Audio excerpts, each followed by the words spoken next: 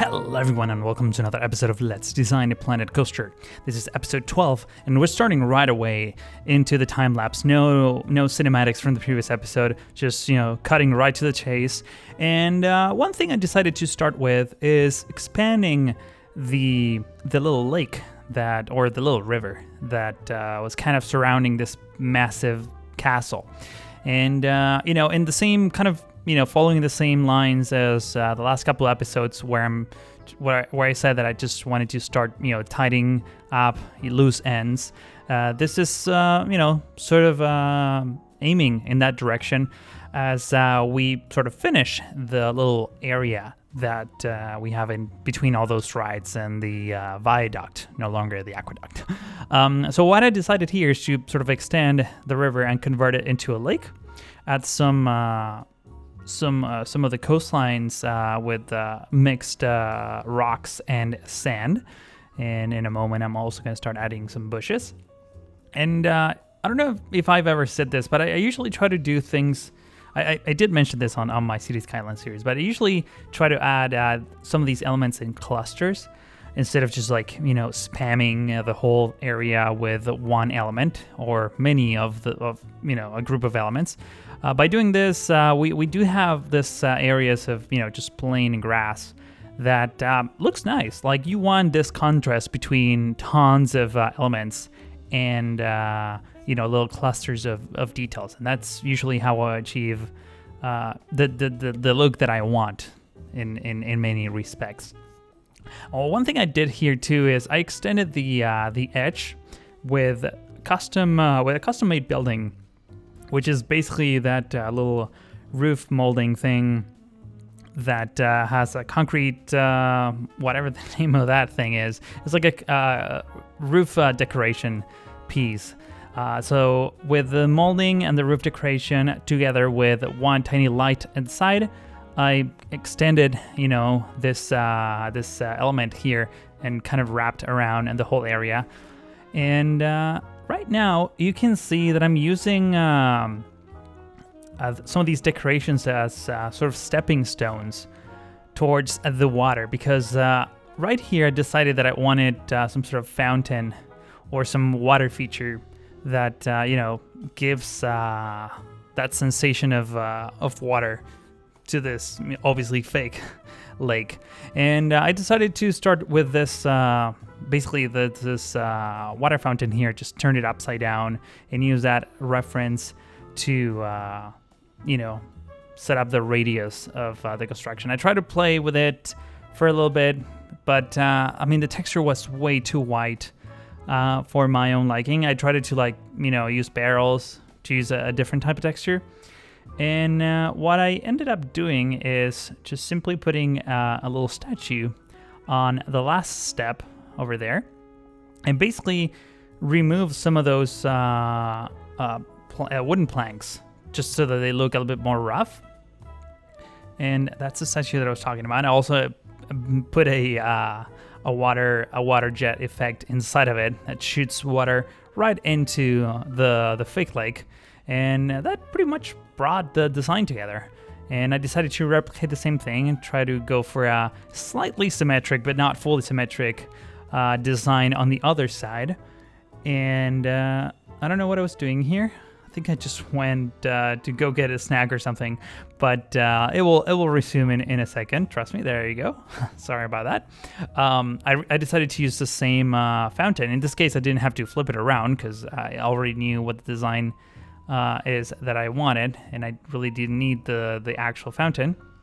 And as you can see there, I paused the footage with the jet streams kind of coming out, and I think it looked great. I think there's still a few details that I want to adjust there, but for the most part, I think I'm pretty happy with how that turned out. And right now, I'm working on another building that will sort of transition between the first two buildings that we created during this series, the Whirly Rig and the Rocktopus, right there in the background. You can see them. And I went for a slightly offset building that houses a bathroom on one side and the Hats Factory. The Hats Fantastic not a hats factory, on the other. It follows sort of the same architecture style. It's slightly different, but the color of the textures for the most part are the same. And the building elements on each of the walls are also very, very similar. But given the unique shape of this building, I had to like make some subtle changes, and I was trying to hide the imperfections with this towers over here, which ended up looking, much, much nicer than I was expecting it to. And it's going to be a one-story building. Nothing too crazy here. I was also there for a moment playing with the orientation of the sign. One thing about that sign is that the other side of the sign looks exactly the same, as in it has the name Hats Fantastic. And this is something that I noticed at the very end of me recording this episode, which means that you can see there for a moment. It really needs something to block the view from the other side, because it doesn't look nice. I gotta be honest. The Hats Fantastic logo from the back, kind of being blocked by that black metal fence that sort of keeps it together. You can see it there. It just doesn't look great. So I need to come back to that and add a few details. I was thinking of using sort of the wood planks in order to make it a little bit more rough.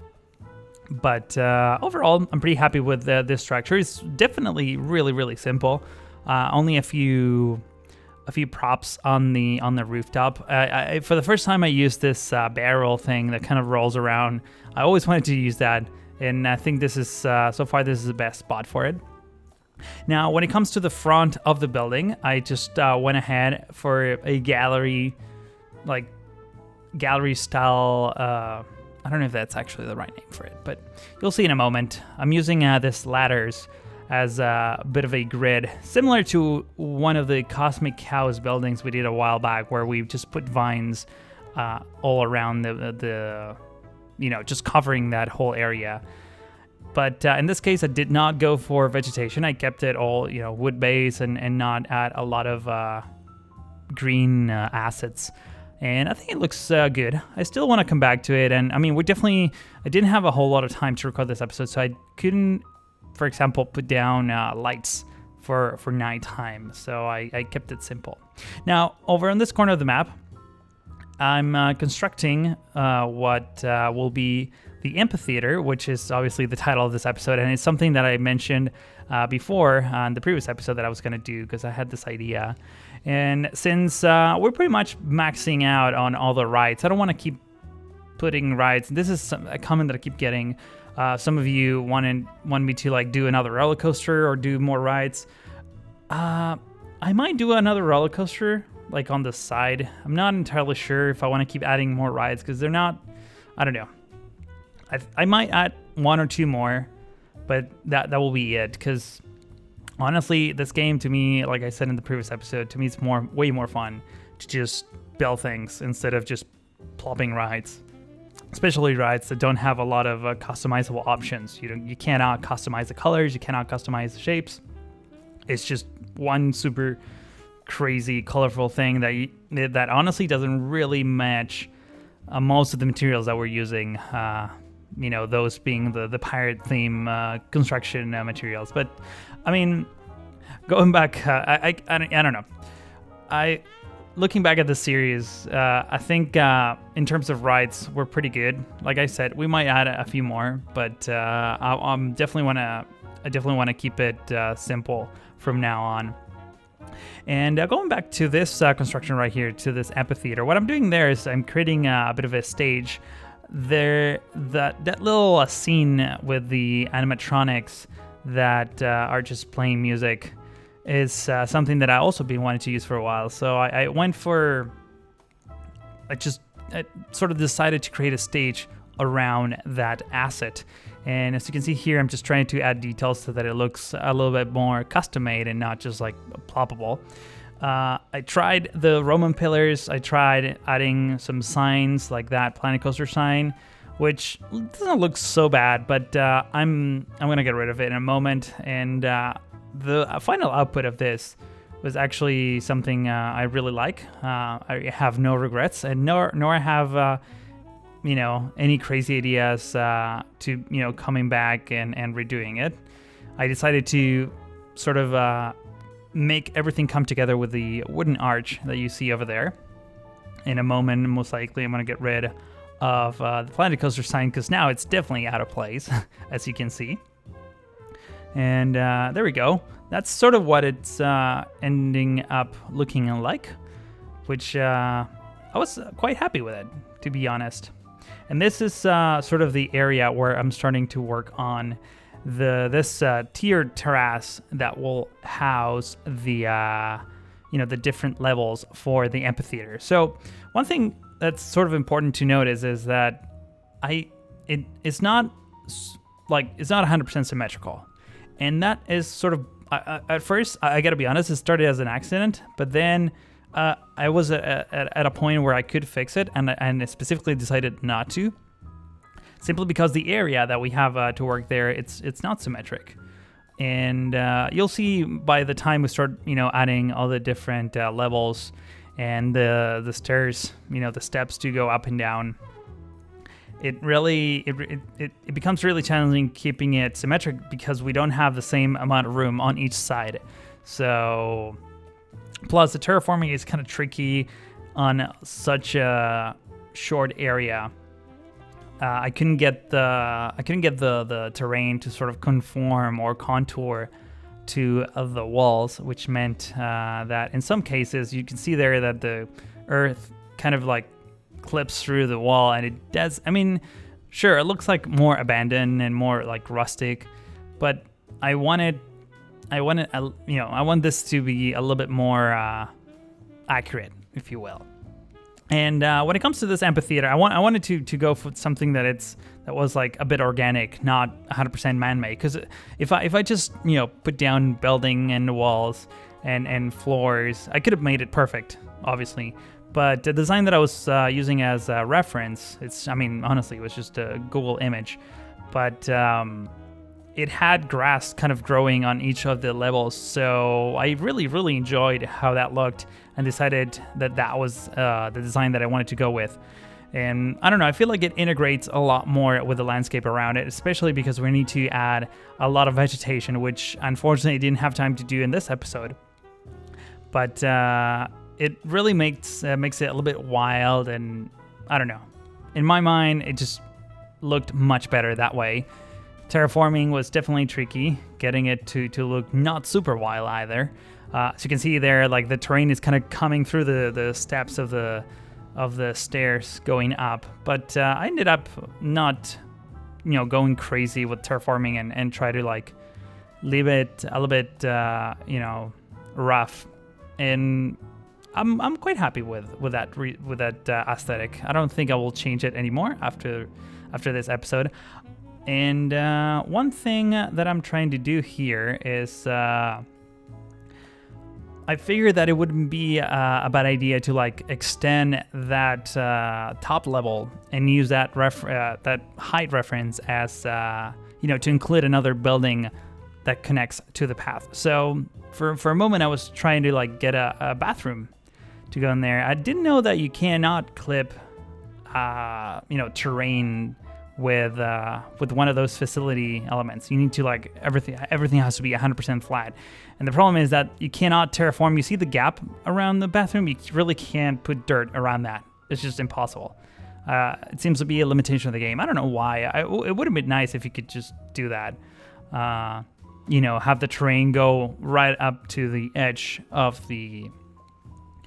that facility. So since I couldn't do that, I really discarded that idea that I had where, the bathroom was just kind of coming from that top area and connected to the path, the main path to the right of the screen right now. There's still a bit of a little gap in between the walls, in some of the walls at least, and the terraforming terrace or of each of these levels. And that's something that I might have to come back to and see if we can figure out a way to like make it nice. But in the meantime, let me tell you what I'm doing here. I was working on basically having benches or bleachers actually that are multi-level, so that people can see from different angles. And I started with some wood planks and using ladders that are kind of, actually those weren't ladders. I think they were wooden railings, but they look a bit too rustic, if you will. So I went ahead and went for something a bit more industrial, which is, and this is something that it's a good transition between the amphitheater and the entrance that you see in the back, which obviously you can't edit because it's out of bounds. It's outside of the map that I'm working with. But I think that design, combining the white and the blue with, it's a kind of an industrial thing, but also a little bit rustic, I think was a perfect transition between the buildings around this amphitheater. And obviously I'm adding benches all throughout. As you can see, this is now a really clear indication that this construction is not symmetrical, but it's random enough that kind of follows the lines of the whole area. So it's not 100%, it's not like super random in terms of how little symmetrical this is. I don't know if that makes any sense, but it does to me. I gotta say, I mean, some of these areas have, more benches, whereas the other ones have only a few. The top ones only have 2 levels. And overall, I mean, if you were sitting here watching this animatronic play, or, someone doing an introduction or something to the park and giving you, ideas on what rides to go see first and whatnot, I don't know, that's sort of I guess an amphitheater, theme park will be mostly some sort of play or something.